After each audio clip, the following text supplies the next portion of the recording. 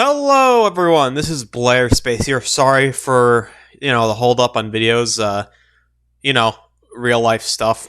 Got a new job, so yeah. Anyway, this video is gonna be something new. It's gonna think of it like as a bit of a criticism video towards KU because I'll be honest, it has its problems like any game. But I thought I'd make a video to point some of these out. You know. So, yeah, let's get this party started. Number one! Okay, now, listen, guys. Is it just me, or are just flying and swimming hitboxes for combat, specifically, like, melees and all that stuff? Is it just me, or is... what's the word I'm looking for? It's on the tip of my tongue. Oh, I know what it is. They suck major balls. But full all seriousness, what I'm saying here is that when you're swimming or flying after someone, the hitboxes, for some godforsaken reason, become all sorts of just awful. Like, to give an idea, I have to be in front of them to hit them.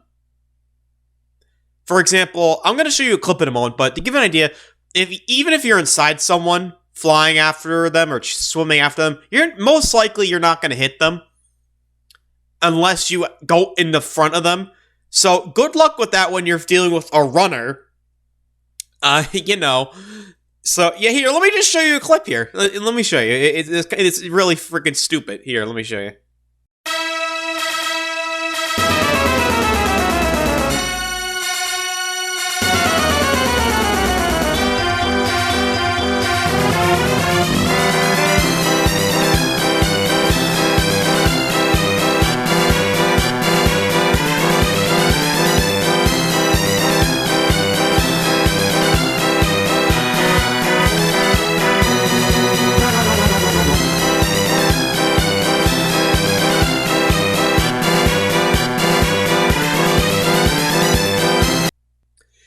Yeah, I think that was a bit self-explanatory. Anyways, on to number two. Alright, now, I'm gonna be real with you here. So, as we both know, King Ghidorah and Monster Zero are both really high S tier kaiju. In fact, Monster Zero is the top of S tier, with King Ghidorah being like maybe one or two spaces, like two or so spaces below it. They're really damn close in overall strength. So this begs the question: how much do they cost? Well, I actually did the math, and Monster Zero requires all G-Cell kaiju, and this adds up to about 521,000 G-Cells. Yep, 500,000 for Monster Zero. Now you could argue, well, hey, that's kind of good. He's like overall third best kaiju in the game. It's like, yeah, in the hands of skilled player he is, but the issue comes up with King Ghidorah, which is barely just, King Ghidorah, which requires a little bit less skill to use and is just barely less viable overall.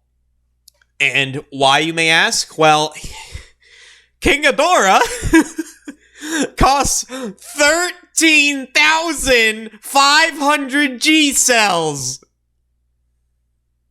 What is that about? That's a joke!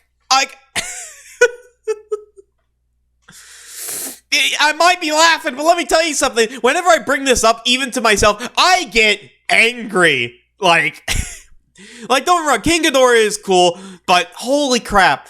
You're telling me that this thing that costs, not even, 10% of Monster Zero's pricing can compete against it? Is that what you're telling me? I'm sorry, but the pricing and balancing of the game in general is a joke. I'm gonna go even further with this. Now, we know Monster Zero costs 500,000, right? Well, we're gonna go into Mechagodzilla 2021, and I'm gonna tell you how it's a freaking scam. Alright, now, don't get me wrong. He, overall, second best kaiju in the game, can beat any other ground kaiju in a 1v1, and can handle a lot of flyers. But, you wanna know where the issue comes? His pricing compared to Destroya. So, he obviously you need a level 50 Monster Zero, which means you need Monster Zero. That's 500,000 already. Then you also need G20 Godzilla 2021 level 50, and he costs 125,000. So that's already 640 something thousand in total already. And then you add on 350,000. So that's almost 1,000,000 G cells. Now, how much does Destroya cost? Well, as of now, Heisei costs 125,000. Godzilla Jr. costs like 8,000 or 7,000. So basically like 130 or so thousand. Then you add maybe 750,000 to actually get Destroya. So a little less than 900,000. Yeah. And you could argue, well, you have to do a lot of more leveling for, Destroy and all that, which you could. But in terms of like the actual raw pricing, it's still a complete ripoff. And it's all because of Monster Zero's absurdly horrible pricing, too. Like, that's the thing. Because of Monster Zero's horrible pricing, Mechagodzilla 2021's pricing is god-awful. It just doesn't make sense. Because Monster Zero's pricing is poorly handled, Mechagodzilla 2021 suffers from it. Don't get me wrong, he's an S plus tier kaiju, but he's low S plus tier. Meanwhile, you got Destroya, who's high S plus tier, which is it's a much bigger gap, alright, between the two. And you want to know what really makes it irritating? Again, Destroya is like 100,000 G cells cheaper, which is beyond... There's a very vulgar word I would use to describe that, but unfortunately, I want to keep this as friendly as possible. But all I'm going to say is, the pricing is so dumb. And I'm not, again, we're going to go back to King Ghidorah, who can just barely, who could compete with Monster Zero, yet costs, less than, hold on, let me think here. Oh yeah, less than 5% of his price. So, either A... Actually, no. Because the thing is, Monster Zero doesn't need buffs. So you gotta do something about King Ghidorah. Badly. Either you have, like, 3 options here, okay? And this is for this situation alone. There are other kaiju that I could mention, but these are the worst offenders, okay? So option A, you completely revamp Monster Zero's pricing, which I believe they're saving for the, Monster Zero remodel. So basically in 2030, Monster Zero is probably going to cost like 2,000,000 G cells by then with the amount of kaiju that are going to be added. So, they kiss that goodbye. So that narrows it down to King Ghidorah himself. So, what are the options here? Well, option A, you drastically increase his pricing. Maybe... Actually, no. You know what sucks about that? Because if you increase his pricing, you're going to further increase Monster Zero's pricing. So, the only option, as of now, that would make sense, until Monster Zero's remodel, is to nerf King Ghidorah significantly. Yeah, I'm sorry, like, if you like playing this as kaiju, I'm sorry, but your kaiju is ridiculous. At 13,500 G cells, you can compete with the best the best kaiju in the game, which cost leagues more than you. Yeah, you kind of deserve a nerf. I'm sorry. Like, I'm gonna want a side tangent here. It's funny because I made a suggestion that significantly nerf King Ghidorah, and go figure. There was people, I'm not gonna name people, but there were people in the community who dislike that. Even though this thing costs 13,500 G cells and it's one of the best kaiju in the game. Don't you just love our community sometimes? Anyway, on to the next one before I have a frickin' stroke from pure anger. Goodbye. Alright, next one up is another pet peeve of mine personally. I don't know if everyone has this issue, but for me personally, I feel like we don't get, really crucial rebalance updates every now and then. Now, we did a while ago, and every now and then, we do get rebalance updates. For example, Sela here got, a nerf, which was good. But I feel like what they should do. For example, let's say there's a kaiju that's heavily requested to be buffed or nerfed. And if it's a kaiju they can agree upon, maybe, for example, they add a kaiju every week, or at least they try to. Perhaps, they do like one rebalance for each new kaiju that's added, so not only are you adding a new kaiju, but you're spicing things up for another kaiju. Because, for example, Sela here, people screamed about this thing needing to be nerfed because it only costed 15,000 G cells. People are screaming about it for months. Like, we're not talking like the occasional suggestion here or there to nerf it. No, like, people wanted this thing nerfed for months, and it took months for that to happen. And I understand it's not hard, it's not easy to code. But I feel like when it comes to, like, for example, hitboxes, I can get behind because that could be tricky. But like, if you have already existing code and you already have values, for example, value 28. I don't know the code, but I'm just spewing BS here. You already have the values, for example, like the Sela's cooldowns or speed, attack damage, charge cost. Wouldn't it be pretty, at least in terms of coding, wouldn't it be pretty simple to do those changes? Like, you could, first focus on the new kaiju, and then go over to see what the community wants to have changed. Okay, what kaiju did they want nerfed or buffed or have something changed and adjusted? And if possible, within a reasonable time frame, sprinkle that in with the update. Because I feel like that's something that we need. Because I feel, new kaiju every week, and new remodels every week, that is pretty awesome. But I feel like rebalancing currently existing kaiju would be equally as important, in my opinion. And again, this is springing off of the King Ghidorah, Monster Zero, and Mechagodzilla 2021 conversation I had previously. So that you already know what examples I have in mind outside of Sela. So yeah, just keep that in mind. I feel like that would be a really good idea to keep in mind for the future. All right, next. All right, now let me just say, can we all agree that runners suck? And I'm not talking to like a tactical or tree or going into the water because you have an advantage, because, that's a different thing entirely. Like, if you have an advantage in the water, use it. I'm talking about that one person, or should I say people, because it's most of the community. You start attacking them, it's like, oh, you're doing your thing, and then they go, nah, I don't want to fight in a PvP game. I'm gonna run in the water and swim for like the next hour. Yeah, those people. That's what I'm gonna get into next. There's too much water in this game.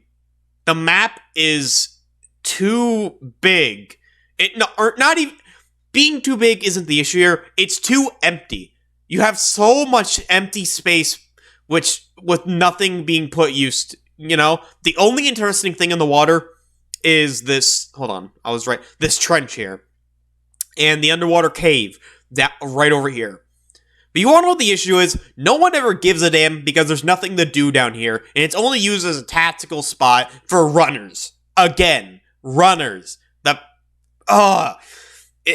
at all this space. You have so much space. You could add so many, like instead of like tiny rink-a-dink islands no one will ever notice or give a damn about, or the single aircraft carrier. Whoa! Okay, this is okay. On the side of this is really cool. So I'm sorry about that, but I'm just getting frustrated because I'm thinking back to when I'm just playing the game normally. I'm fighting people. I'm just trying to have a good time. I'm PvP game, right? It's sandbox, but the main point is PvP, in my personal opinion. And then you have all this water. And water. And water. Oh, look, guys. Oh, more water. There's too much water. There's too much open space. There's literally nothing. This is literally going to waste. And because of this, because there's so much open water, it basically encourages people to run and swim away. Remember that clip earlier when I was Heisei Rodan and I was chasing a Titanus Rodan? Yeah, the hitbox issue goes hand in hand with the swimming issue because the only difference between water, swimming and flying, is that water has quote-unquote restricted, space. Now, deep water like this is fine, but again, the issue is, look how much space is being taken up by it. It would not kill to have, maybe a few more islands the size of Tokyo or Prometheus City. It doesn't even have to be meaningful. It doesn't have to be something like Hawaii or San Francisco. Just make up a name. Just literally, like this. This is a made-up name. Just make up a name. Heck, this is quote-unquote Florida over here. But the issue is we only have, 2 large land masses that have even somewhat significance, and one over here is on this side of the map, and the terrain over here is all messed up, so people don't want to go over there, so everyone just goes to Tokyo anyway! And then they spend the rest, all this extra space, swimming! I'm sorry if I sound genuinely angry, or if I sound irrational, but this is actually annoying! Let's just move on to the next one. Next! Alright guys, last one, I swear.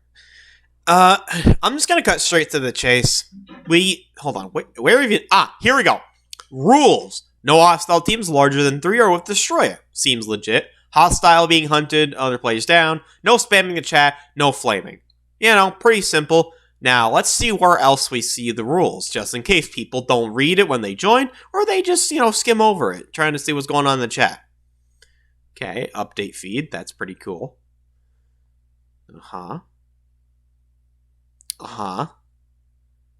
Oh, nowhere else. That's the problem. The rules as of now are okay, but I'm not talking about the rules themselves that are the problem. It's the fact that we only get them one time when we join. And someone is not going to rejoin just to see the rules again. At least in my opinion, there should be something either here or when you join the game that says rules, a tab. You click it and then the rules pop up. You can keep this. This is fine. But to reinforce it, have something along here. Or as I said, when you join, a rules tab. So people, not only that, but it'll allow you to put, go into more detail about the rules so you're not restricted to this to not risk flooding the chat.